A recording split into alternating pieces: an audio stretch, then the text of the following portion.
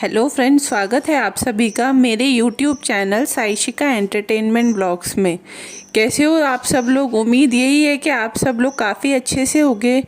तो आज का वीडियो स्टार्ट करते हैं। अगर वीडियो अच्छा लगे, अगर आप पहली बार मेरे चैनल पे वीडियो को देख रहे हो तो चैनल को सब्सक्राइब ज़रूर करना और साथ में जो भी नोटिफिकेशन बेल होता है आप उसको ज़रूर प्रेस कर दें, ताकि जो भी वीडियो मैं अपने चैनल पे पोस्ट करूं उसका नोटिफिकेशन आप लोगों तक पहुंच सके। तो अब आज के वीडियो में मैं आपको बताऊंगी कि एक काफ़ी लंबे टाइम से ये बात चली आ रही थी कि जिस तरीके से प्रीतो अपने मायके में रह रही है काफ़ी टाइम से, लेकिन उसका जो सामान है वो सारा ससुराल में ही अभी भी रखा हुआ है। तो प्रीतो ने ये बात अभी बीच में बोली भी थी अपने ससुराल वालों को कि अब मैं वहाँ पर नहीं रह रही हूँ और अभी मेरा आने का कोई इस तरीके का प्लान भी नहीं है, तो जितना भी सब सामान है वो सारा सामान वापस कर दिया जाए। इस तरीके की काफ़ी सारी बातें अभी बीच में निकल कर आई थी। तो वहीं सामने से नन्नू का कहना भी यही था कि हम लोगों ने किसी को मना नहीं करा सामान ले जाने के लिए, जिसको जो सामान लेके जाना है वो लेके जा सकता है, दरवाजे खुले हैं। और नन्नू को ये बात कहीं ना कहीं काफ़ी ज़्यादा बुरी भी लगी थी। उसको ये लगा था कि अगर आपका सामान है तो हमने अपने घर में रख रखा है, तो कहीं ना कहीं हमारे घर की जगह भी तो घिर रही है आपके सामानों से। तो इस तरीके से एक दूसरे को मतलब ताने मारे गए थे सामान को लेकर। तो वहीं मैं आप लोगों को बता देती हूँ कि अब और भी बहुत सारी चीज़ें सामने निकल कर आ रही हैं। जिस तरीके से लगातार नन्नू की फैमिली को लेकर अब बहुत सारी बातें सामने आ रही हैं। बताया ये जा रहा है कि जिस तरीके से कहते हैं ना, लड़की वालों से लोग दहेज की डिमांड करते हैं, कुछ चीज़ें मांगते हैं, तो ठीक उसी तरीके से बताया जा रहा है कि नन्नू और नन्नू की फैमिली वालों ने भी काफ़ी सारी चीज़ें प्रीतो और प्रीतो के घर वालों से मांगी थी।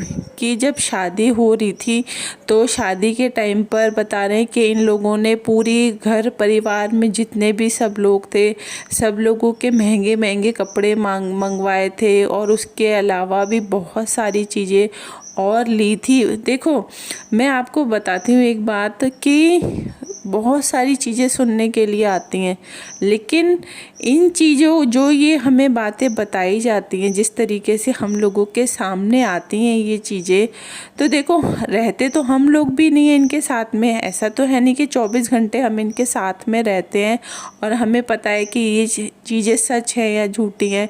लेकिन ऐसी बहुत सारी बातें जो नन्नू के गाँव है, गाँव से काफ़ी सारी बातें ऐसी सामने निकल कर आ रही हैं कि नन्नू और नन्नू की फैमिली ने प्रीतो को इन सब चीज़ों के लिए भी काफ़ी ज़्यादा परेशान किया था उस टाइम पर। क्योंकि इन लोगों का कहना ये था कि आप अगर हमें कोई भी कपड़े दे रहे हो या कोई भी सामान दे रहे हो तो सस्ता मत देना, अच्छा देना, ब्रांडेड देना, इस लोकल मतलब इस तरीके का हल्का फुल्का कोई चीज़ मत देना। मतलब इस तरीके की काफ़ी सारी चीज़ें उस टाइम पर इन लोगों के बीच में हुई हैं।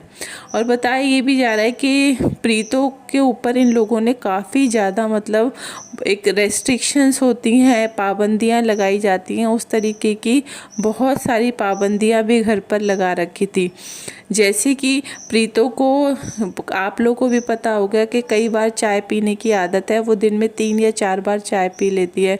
लेकिन जब वो ससुराल में अगर चाय बनाती थी तो उसको एक चाय के लिए भी कई बार ताने सुनने पड़ते थे कि तू अपने मायके में से लेकर आई है क्या चीनी या चाय पत्ती, दूध चाय बनाने के लिए, जो तू बार बार चाय बना रही है। तो इस तरीके की बहुत सारी बातें अब सामने आ रही हैं हम लोगों के।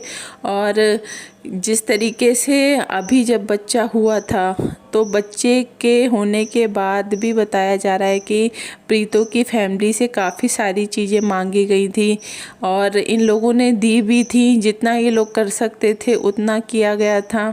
और जो भी सामान वगैरह भी अभी वहाँ पर रखा हुआ है प्रीतो का, इसीलिए प्रीतो चाहती है कि जब मैं वहाँ पर अभी नहीं रह रही हूँ तो मेरा सारा सामान वापस करा जाए।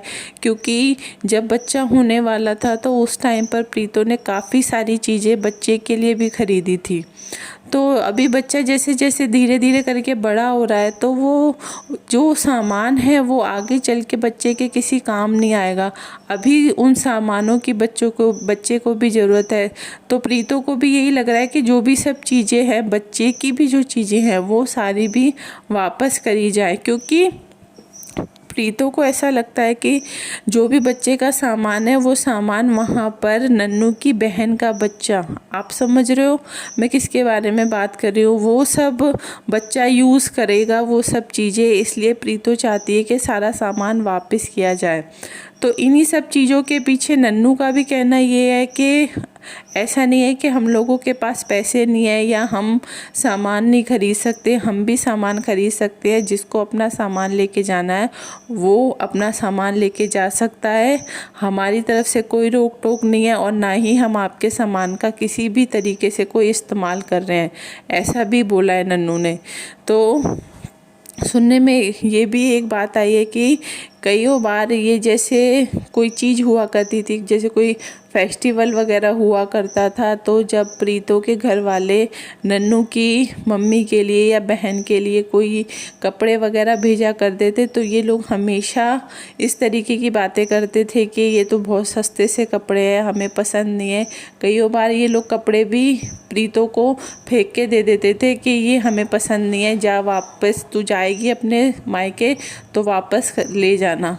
तो इस तरीके की काफ़ी सारी चीज़ें सामने आ रही हैं। लेकिन जब मैं भी ये सब चीज़ें सुन रही हूँ, जिस तरीके की सोशल मीडिया पे अभी ये सब चीज़ें चल रही हैं, तो अगर आप मेरा पर्सनल व्यू मांगो, अगर आप लोग को ऐसा लगे तो कहीं ना कहीं मैं आप लोगों को बताऊं, ट्रस्ट मुझे भी नहीं होता इन बातों पे कि सच में इतना भी, मतलब ऐसा भी कुछ हो सकता है। इतना ज़्यादा कोई नहीं कर सकता, मुझे ऐसा लगता है। क्योंकि जिस तरीके से हम लोग नन्नू और नन्नू की फैमिली मेम्बर्स को देखते हैं तो उन्हें देख के मुझे तो सच में ऐसा नहीं लगता कि वो लोग इस तरीके के भी हो सकते हैं।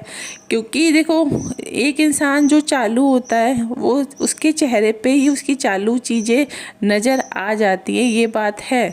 लेकिन इन चीज़ों के पीछे की हकीकत क्या है, सच्चाई क्या है, क्योंकि सच्चा कौन है झूठा कौन है ये सिर्फ़ और सिर्फ नन्नू और प्रीतो और दोनों की फैमिली ही जानते हैं।